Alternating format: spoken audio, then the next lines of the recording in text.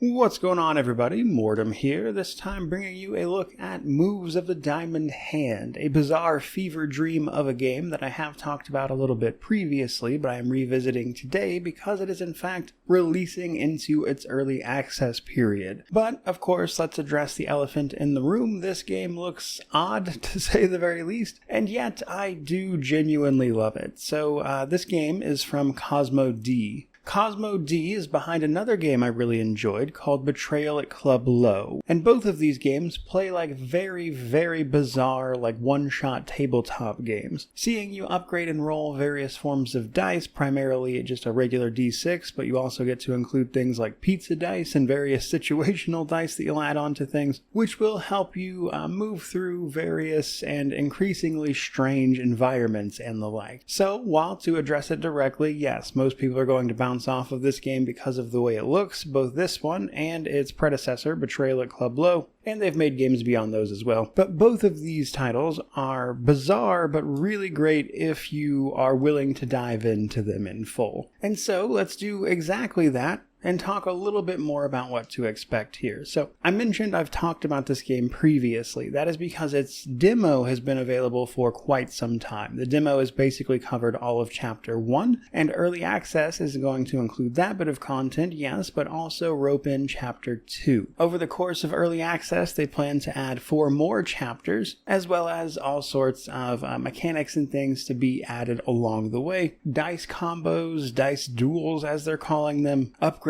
to things like the UI, other mechanics, all of that is yet to come and is the purpose of the early access period, and they are planning to be in that period for roughly 6 to 9 months, so if all goes well, we might be seeing the full release of this by the end of this year. And with the game currently only covering Chapter 1 and 2, you obviously won't be able to see the full story until then. However, let's talk a little bit about the story and what is going on here. So this game takes place in Off-Peak City, which was the same as like Betrayal at Club Low and stuff, so the same sort of universe. As it happens, a legendary troupe known as Circus X is in town. This is an actual circus made up of all sorts of artists that are basically the peak of what they do. You would like to join them, however you quickly run into complications in the form of, I would say, a few different plots. So, in order to join the circus to begin with, you're going to have to impress them because they only accept the very best at, essentially, your skills, the various dice you'll be rolling, primarily, which each happen to also sort of represent a path through the game in the final version. So that in and of itself will be a quest, but in order to do that, you're going to get involved in a few different conspiracies, because Off-Peak is going through some strange times, let's say. So there are clones running around, they are cloning people left and right, and this has caused a bit of a stir in the mayoral election because the usual candidate, if you will, is being challenged by a couple of other people. One of the mayoral candidates isn't even a normal person, but rather a clone of a past mayor from hundreds of years ago. And to make things worse, if that wasn't strange enough, it looks like some clandestine group known as the Diamond Hand is trying to pull strings from the shadows. And just in that setup, you may well have gathered that this game will be significantly larger than something like Betrayal at Club Low, which was only a couple of hours. Right now, the early access period is going to be roughly 10-ish hours of content, give or take. And with the later chapters yet to come, it's going to be a fairly sizable game in comparison to their previous stuff. But what are we actually going to get up to? Well, most of your interactions take the form of various dice rolls.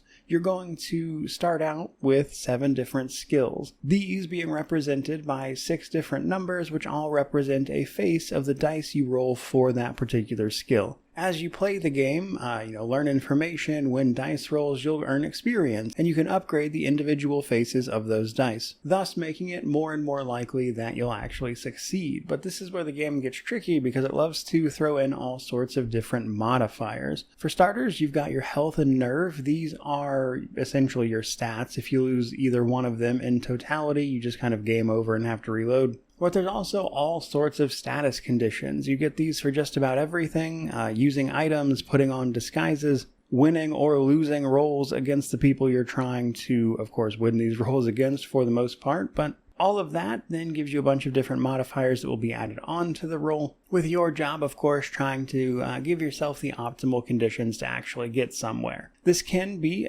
simple information. Sometimes just knowing something and mentioning it in the conversations you'll be having will be enough to affect the dice rolls. Other times it is trying to butter people up before you go for the main roll, or perhaps you'd like to actually utilize one of your skills. So a skill like Deception, for instance, will actually allow you to pickpocket characters. If you can get behind them, you can then steal a bunch of stuff from them, which might include items to help you out, extra information, that kind of thing. There are also items which will typically give you a dice associated with that item that can influence your rolls. There are what the game calls disguises as well. Disguises are interesting in that you have to have a certain minimum dice to even equip them, but once you do, they give you a big roll to a set of dice rolls depending on what skills you're using. The issue being that disguises degrade as you use them, but they are not single use the way most of the items are. Now, in order to fix that, you have to actually go wash your clothes when you find a sink that is going to allow you to do that.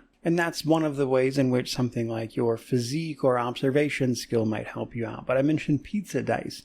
Another interesting thing is that you can sort of craft dice in the form of baking pizza, which is where your cooking skill comes in outside of conversations. One of the items you can pick up and find are all sorts of different pizza ingredients that you can then bring to a pizza oven to naturally bake into a pizza. But each ingredient has its own difficulty modifier, and you'll need to try to roll to beat those modifiers to successfully make your pizza, with each face of the dice having an option of, good or bad based on what you happen to either succeed or fail at. And then you can use your crafted pizza item to, of course, get extra benefits in combat, be that healing, health, nerve, or all sorts of different other effects. And those other effects are where it gets interesting as well, because outside of just the basic numbers of rolling dice, there's also, health and nerve can either be taken away or added based on these dice rolls, but there's also secondary stuff. There are sandwiches you can get. They typically have some form of destruction involved, meaning that if you roll them, you may well get to destroy the dice of another person, like one of their secondary dice, for instance, which can be one of the ways you can try to overcome a difficult roll. There are effects that will let you re-roll your opponent's dice, which you can't otherwise affect too much, even if you can re-roll your own. And if that wasn't enough, there's even a milestone system with upgrading your basic skill dice. As you put more and more experience to them, you'll hit milestones, which allow you to create a special dice that you'll roll when you use that skill,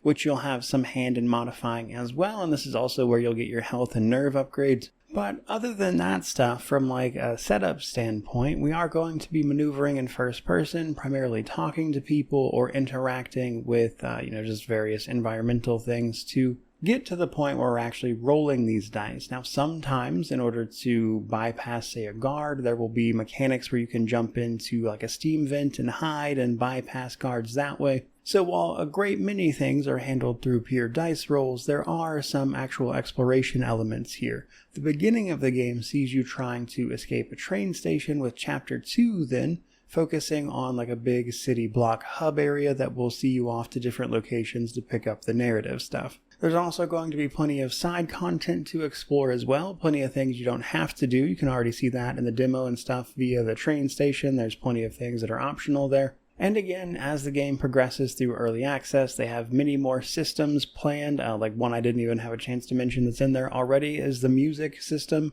So one of your skills being music, there are situations where you can actually play music to earn money, which requires you to successfully roll like music dice and stuff, which is fun. So combining all of that, Moves of the Diamond Hand, much like Betrayal at Club Low, is a very bizarre little RPG. And while obviously things like the visuals and stuff won't be for everyone, if you find yourself enjoying narrative CRPGs, like even say something in the tune of Disco Elysium, for example, I would encourage you to try your hand at this. I think you may enjoy it more than an initial glance at it might lead you to believe, which is why I'm choosing to cover it. But to bring all of this video to a close, basically, Moves of the Diamond is weird as hell. I enjoy it, and I think more people should play it, and Betrayal at Club Low as a matter of fact, and to that end, as I already mentioned, it is entering early access today.